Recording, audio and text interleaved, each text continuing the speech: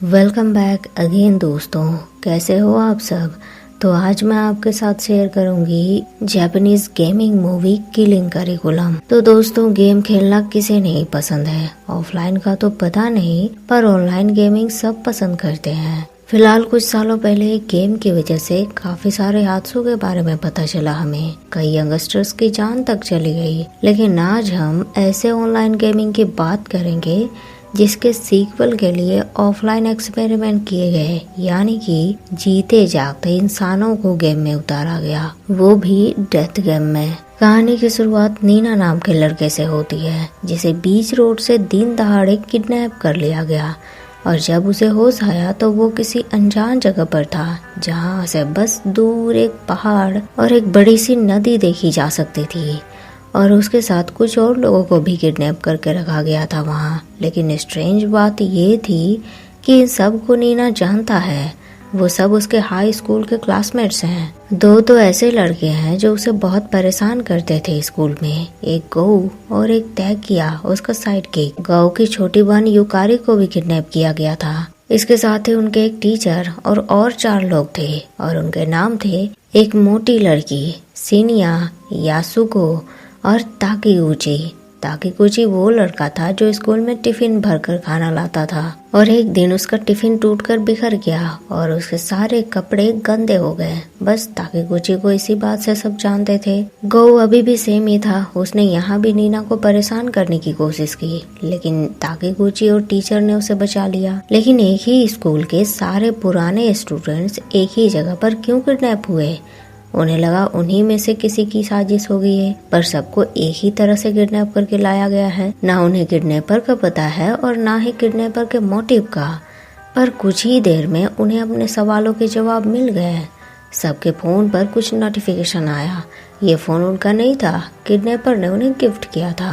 Notification खोलने पर पता चला एक लाइव वीडियो रिकॉर्डिंग है। वो वीडियो में एक फेमस एक्टर है जिसने सबको उनके किडनैप होने का रीजन बताया कि तुम अपने हाई स्कूल में कुछ न कुछ चीजों के लिए जाने चाहते थे और तुम सब अब एक गेम में हो।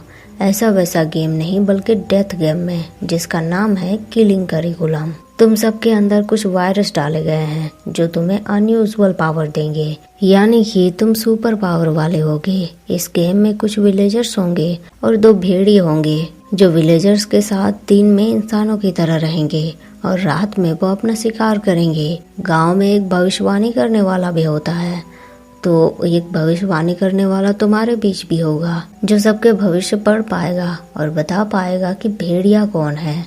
तो आप सबको अब अपने अपने भविष्य बता दिए जाएंगे, पर अपना भविष्य किसी और को नहीं दिखाने हैं। और हर दिन आपको वोट करने होंगे। जिस पर आपको भेड़िया होने का शक है, आप उसे वोट करेंगे। उसकी तरफ अपने फोन का लेजर लाइट मारेंगे और उसका हो जाएगा द एंड। सभी लोगों को इस अजीब गेम के अजीब से रूल समझा दिए गए। सब परेशानी में भी पड़ गए। गो के साइड किक ने बालकनी से एक पेपर गिराया और लगा जैसे कुछ चमका। उसने कंफर्म करने के लिए दूसरा पेपर फेंका तो पता चला जिस घर में वो किडनैप होकर लाए गए हैं उसे बाहर से पूरी तरह लेजर लाइट से सिक्योर कर दिया गया है। मतलब अब बाहर भागने का कोई चांस नहीं है। यासुको को फोन में नेटवर्क नहीं मिल रहा था तो उसने बाहर जाने की सोची, लेकिन साइडकिक ने रोका उसे। लेजर लाइट के बारे में बताया, पर जब वो नहीं मानी तो साइडकिक ने उसे कन्फेस किया कि मैं तुम्हें पसंद करता हूँ, तुम्हें खोना नहीं चाहता, प्लीज मेरी बात मान जाओ। लेकिन लड़की ने तो बुरी तरह उसे रिजेक्ट कर दिया और जैसे ही बाहर निकले, बस लेजर लाइट ने एक ही झटके में उसकी आत्मा बाहर खींच ली। अपनी आंखों के सामने उन्होंने एक मौत होते देखी। सब उसे देखने आए तो फोन पर वापस अंदर जाने के इंस्ट्रक्शन मिले उन्हें। साइडकिक इस बात से इनकार करने लगा तो कानों के पर्दे फाड़ देने वाली अजीब से साउंड प्ले किए गए। सब अपने कान बंद करके एक जगह पर इकट्ठा हुए। साउंड बंद हो गया और अब कुछ ही देर में वोटिंग की बारी थी। सब डिस्कस करने लगे कि आखिर कौन हो सकता है ये भेड़िया। उनमें से एक की तो डेथ हो गई, मतलब वो भेड़िया नहीं थी। सब अपने अपने हिसाब से वोटिंग करने लगे। टीचर को महसूस हो रहा था कि भेड़िया नीना ही है, तो वो कन्फेस करे, बाकी वो उसे बचा लेंगे। और सब गौ पर वोट कर रहे थे, लेकिन ताकीगुची ने टीचर पर ही शक किया। बोला, गांव में सब शांत है, आप ही ऐसे बात कर रहे हैं जैसे भेड़िया को अच्छे से जानते हैं और खुद को कंप्लीट क्लीन दिखाने की कोशिश कर रहे हैं। तो कहीं ऐसा तो नहीं कि आप ही भेड़िया हो? ताकीगुची की बात सही थी, पर टीचर इस बात से इनकार करने लगे। वो खुद को नॉर्मल विलेजर बताने लगे, पर जब देखा कोई उन पर यकीन नहीं कर रहा तो वो अग्रेसिव हो गए और बस सबने अपने फोन के लेजर लाइट उनकी तरफ कर दिए और देखते ही देखते टीचर की भी मौत हो गई। एक दिन में 2 लोगों की मौत हो गई। रात को ताकीगुची ने याकुरी और गाओ को चीख सुनी। देखा तो गो अपने ही बहन को अब्यूज कर रहा था। रात बीती, सुबह हुई। ताकीगुची ने नीना को भी जगाया और आज रात भेड़िए ने अपना काम कर दिया था। मोटी लड़की को मार डाला था। उसके गर्दन पर काटने के निशान थे, पर किसी भी तरह से वो इंसानों वाले दांत नहीं लग रहे थे। एक के बाद एक पूरे 3 मौत हो चुकी थी और आज फिर से वोटिंग होना था।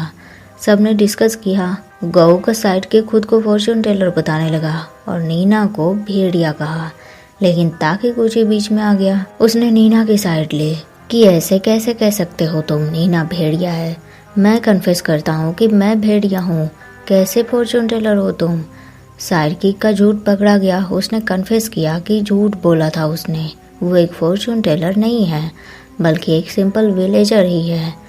लेकिन अब याकुरे ने खुद को फॉर्चून टेलर बताया। बोला, मैंने कल गौ के फॉर्चून रीड किए, वही भेड़िया है। गौ अपने बहन को धमकाने लगा, पर उसकी बातों में दम था और बस सबने गौ को इस दुनिया से छुट्टी दे दी। 4 लोगों की मौत के बाद अब बस बचे 5 लोग, जिसमें से 2 भेड़िए अभी भी जिंदा हैं, क्योंकि जितने भी लोगों को उन्होंने मारा उनमें से कोई भी भेड़िया नहीं था। इसका मतलब वो 2 भेड़िए जो उनके बीच होने चाहिए थे वो अभी भी मौजूद हैं और एक एक करके अपना शिकार ढूंढ रहे हैं। गौ के साइडकिक को यकीन था कि भेड़िया कोई और नहीं बल्कि नीना ही है और कल सुबह उसने नीना को एक्सपोज करने के बारे में सोचा, पर अगली सुबह बहुत बुरी हालत में उसकी लाश मिली। भेड़िए ने उसका भी काम तमाम कर दिया था। अब बचे बस 4। नीना खुद को ब्लेम करने लगा। उसने ताकीगुची को बोला कि उसे वोट करे, मार डाले उसे, पर ताकीगुची तैयार नहीं था। वो कुछ ज्यादा ही प्रोटेक्टिव हो रहा था नीना को लेकर। उसने नीना को साफ वार्निंग दी कि उसे खुद के लिए जिंदा रहना होगा। ताकीगुची का ये बिहेवियर देखकर सीनिया ने बोला उसे, देखो ताकीगुची, बिना सोचे समझे ऐसे किसी को प्रोटेक्ट करने का एक ही मतलब है, लव। बाकी तुम समझदार हो। नीना बोलने लगा, ताकीगुची कौन हो तुम और मुझे क्यों बचाना चाहते हो? ताकीगुची ने उसे अपने दिल की बात बताई। नीना, मैं तुम्हें पसंद करता हूँ। सीनिया ने जो कहा वो सच है और मैं चाहता हूँ कि तुम सरवाइव करो, मेरे लिए ना सही पर खुद के लिए। नीना को ये बात अच्छी लगी। उसने भी अपने फीलिंग्स बताई। बोला, ताकीगुची, जब तुमने मुझसे कहा कि मुझे जिंदा रहना होगा तो मैंने भी टीचर को ही वोट किया था। ताकीगुची को इस बात से खुशी हुई। इधर याकुरी सीनिया के पास आई। सीनिया का हाथ अपने दिल पे रखा। बोला, मैं पहली बार उस पर्सन को छू रही हूँ जिसे मैं छूना चाहती थी। सीनिया भी इमोशनल हो गया। उसे याकुरी हमेशा से पसंद थी, पर गो की वजह से याकुरी के करीब नहीं आ पाया वो। इसके बाद आज के वोटिंग की शुरुआत हुई और आज याकुरी का झूठ पकड़ा गया।